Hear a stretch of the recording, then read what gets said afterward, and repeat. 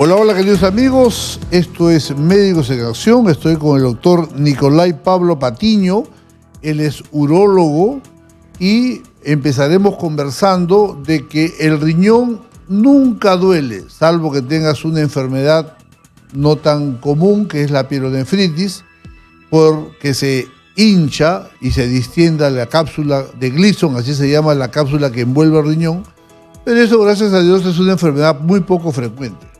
Pero el hecho que el riñón no duela no quiere decir que no tenga una infinidad de síntomas, ¿no? Y tanto que ya sea en el mismo riñón, como en el uréter, como en la vejiga y como en la próstata y la uretra.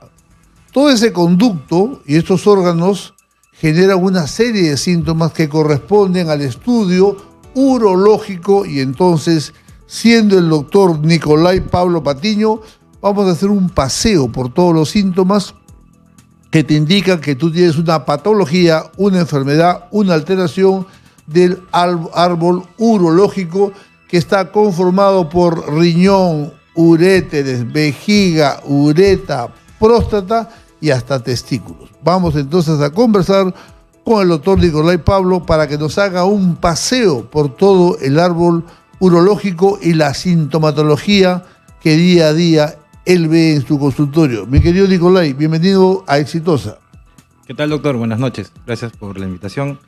Muy bien, como usted dijo, hay muchos síntomas que abarcan todo el tracto urinario, que va desde el riñón, la pelvis renal, el uréter, la vejiga propiamente y la uretra, ¿no? Lo primero que hay que definir acá es un tema anatómico, ¿no? Ya que los síntomas del tracto urinario se van a dividir en los del tracto urinario superior y del tracto urinario inferior. Entendamos los del tracto urinario inferior, los que van de la vejiga hacia abajo. Y son estos los que más impactan a nivel de síntomas a los pacientes. Los del tracto urinario superior principalmente son enfocados a piedras en el riñón, ¿no? Que genera un dolor que es fácil de identificar en las urgencias. Los síntomas del tracto urinario inferior básicamente se van a dividir en síntomas de almacenamiento y síntomas de vaciado.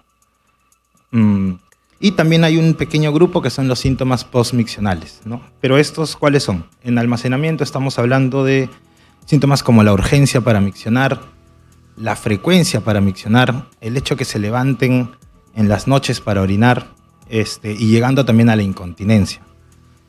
Esto es sumamente importante porque estos síntomas son los que afectan bastante en la calidad de vida del paciente. Son los que, por ejemplo, no es bonito, a veces hay gente que desarrolla fobia social porque no quiere salir a la calle porque dice, voy a querer ir al baño, ¿dónde voy a encontrar un baño? Si no encuentro el baño voy a embarrarme. Y estos temores, lo mejor que podemos tratarlos es porque tienen factores de riesgos modificables para estos síntomas. Los síntomas de vaciado ya vienen a ver con un chorro que va disminuyendo, va a ver con que hay un flujo intermitente a la hora de orinar, ¿no? O hasta un goteo postmiccional. Estos síntomas también son importantes, son más propios del hombre, ya que el hombre al tener la próstata y tener una uretra más larga puede tener más patologías acá, pero también pueden tener un origen neurogénico, ¿no? Y acá las mujeres también son incluidas en este grupo de síntomas. A ver, a nivel de síntomas urinarios, también es importante detallar que muchos de estos síntomas a veces son transitorios. Es decir, la persona los tiene por un tiempo, no se percata y se cura de forma espontánea, propio de nuestro sistema inmune y mejoras que hacemos directamente en nuestro estilo de vida. Pero hay muchos síntomas urinarios del tracto inferior que van progresando. Y este es el temor. ¿Por qué? Porque a veces cuando ya el paciente llega al médico, ya tiene una enfermedad renal crónica establecida, ¿no? ¿Por qué? Porque el paciente nunca se dio cuenta. Cuando empieza a convivir con alguien, por ejemplo, esta persona le dice, oye, ya pues, te levantas muchas veces en la noche, ¿no? Para ir al baño, hazte ver. Y el paciente recién se percata, ¿verdad, no? Tanto tiempo acostumbrado a estar despierto, a levantarme en la noche, recién alguien me lo hace saber, ¿no?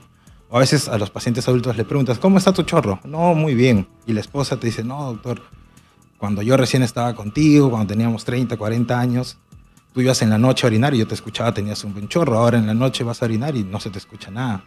Entonces ahí es donde recién los pacientes se van percatando.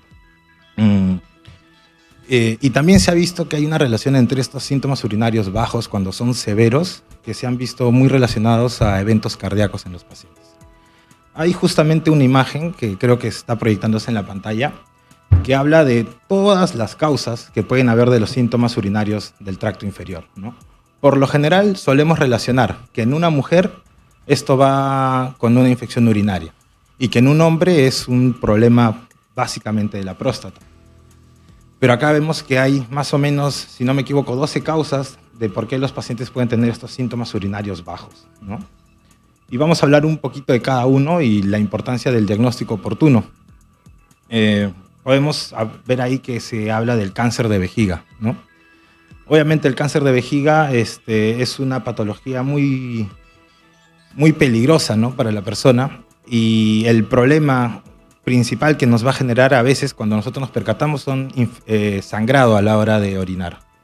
Pero también se puede relacionar a síntomas del tracto urinario bajo, como que esté justo en una zona cercana al cuello de la vejiga, la obstruya, o que esté justo cerca al meato ureteral, que es donde el uréter ingresa a la vejiga, y así no permite que miccione bien el uréter, y entonces a la hora de hacer un esfuerzo, la musculatura que se comparte en esa zona del uréter con la vejiga genera urgencia miccional, por ejemplo. Otra causa de la que se habla mucho y es más propia de los hombres, por lo que tienen una uretra más larga, es daños en la estructura de la uretra. Estos daños a la estructura de la uretra básicamente están relacionados en 1 a un 5% de todos los síntomas del tracto urinario, y en el varón tiene relación con infecciones de transmisión sexual, por ejemplo.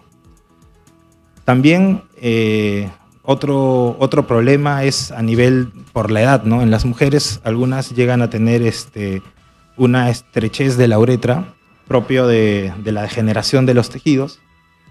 Y en los varones también que han tenido cirugías previas, ¿no?, como prostatectomías o que han recibido resecciones transuretrales de próstata, el procedimiento largo por la uretra genera que ésta se vaya a generar una fibrosis a la larga, y una esponjofibrosis es el término, ¿no?, que se le dice, y esto va a generar una estrechez de la uretra.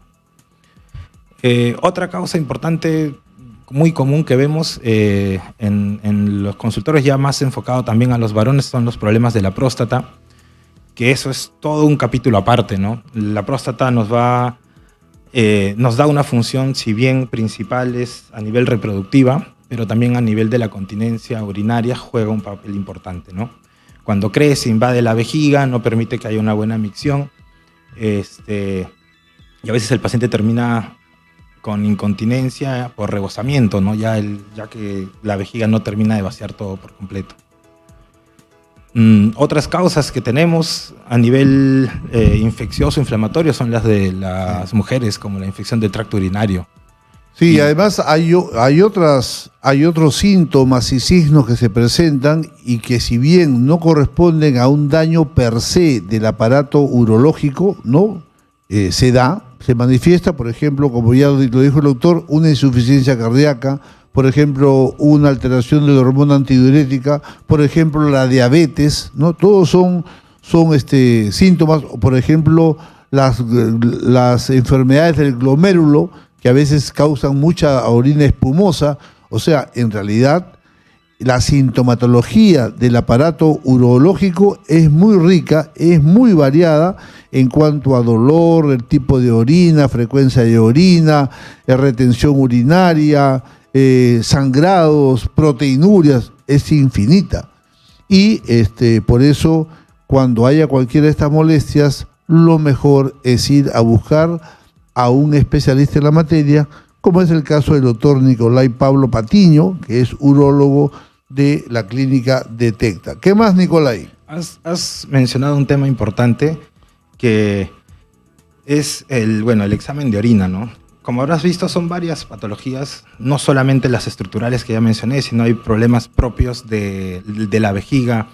Entendamos la vejiga como un músculo, entonces a veces este músculo no se contrae de forma adecuada, ¿no? Que se contraiga acá arribita y que acá abajo el cuello se dilate. A veces Eso se llaman disgenercias de la función de la vejiga. Entonces, a veces ocurren esos problemas. Y uno está haciendo ecografías, uno está haciendo exámenes de orina, pero no hay infección. La vejiga aparentemente tiene una buena capacidad, la próstata no está grande. ¿Qué ocurre aquí? Entonces, hay una gran gama también de exámenes que no se le tiene que ofrecer a todo el paciente, ¿no? El examen de orina es uno. Hay algunos que La urodinamia, ¿no? Exacto, la urodinamia, el diario miccional antes de llegar a la urodinamia tal vez. Por ejemplo, ecografías para ver el residuo postmicción. Ya si es que la ecografía o antecedentes del paciente te hacen orientar a que él puede tener un problema de estrechamiento, ¿por qué no pedirle una uretrografía o una pielo-uretrografía retrógrada o anterógrada? Ya depende del criterio del médico y los antecedentes del paciente. Ahora, inclusive una resonancia. ¿Por qué una resonancia? La resonancia me permite ver tejido blando. Entonces, un papel importante y que también es una especialidad dentro de la urología es el piso pélvico. Si yo no hago una resonancia, o mejor dicho, la resonancia me va a permitir ver cómo está el sostén del piso pélvico. Las alteraciones del piso pélvico también me van a generar síntomas del tracto urinario. Y a veces uno dice, pero si mi urocultivo está normal, mi ecografía está normal, ¿qué es lo que tengo? Y ya, en casos extremos, como pacientes que ya llegan con enfermedad renal crónica o pacientes que tienen mucho dolor, como es el síndrome doloroso pélvico, a veces tenemos que recurrir a pruebas ya más invasivas, como son la cistoscopía, ¿no? La uretrocistoscopía, que es ingresar por la uretra con una camarita y poder ver el interior y las paredes de vejiga, ya encontrando lo que nosotros suponemos por toda la historia, todo lo que nos cuenta y todos los síntomas que tiene el paciente, ¿no? Ese sí también es un tema importante y bueno, una ventaja que en Detecta contamos básicamente con todos estos exámenes y nos permite hacer un buen diagnóstico y no hacer un uso indiscriminado, ¿no?, de los recursos. Eso es algo también importante en este campo de los síntomas del tracto urinario bajo. Perfecto. Bien, queridos amigos, son las 6:14 de la tarde. Estoy entrevistando al doctor Nicolai Pablo Patiño Sedano. Él es médico urólogo. Las personas que tienen alguna patología urológica, ya sea de testículos, de vesícula, de uréter, de riñón, ¿no? De vejiga, todos estos temas, es importante una evaluación a tiempo. El doctor Nicolai Pablo Patiño está en Avenida Angamos Este 2688, Clínica Detecta, y hay un teléfono en el cual ustedes lo pueden contactar. Es el 01, que es el aplicativo de la ciudad de Lima, y el teléfono es el 217-5100. Repito, 01 como indicativo de Lima, y el número fijo es 217-5100. Doctor Nicolai Pablo Patiño, médico urólogo de la Clínica Detecta. Nicolai, tus palabras de despedida, por favor. Bueno, hay muchas patologías, es muchos los síntomas. Vayan a tiempo, vayan siempre a un control. No solo los controles preventivos oncológicos son importantes y, como les mencioné, en Detecta tenemos el equipo y lo que más me gusta es la calidad de la atención humana, el servicio que van a sentir desde que entren a la puerta. Así que bienvenidos, si quieren venir a Detecta, con mucho gusto los voy a atender. Ok, gracias Nicolai, muchas gracias.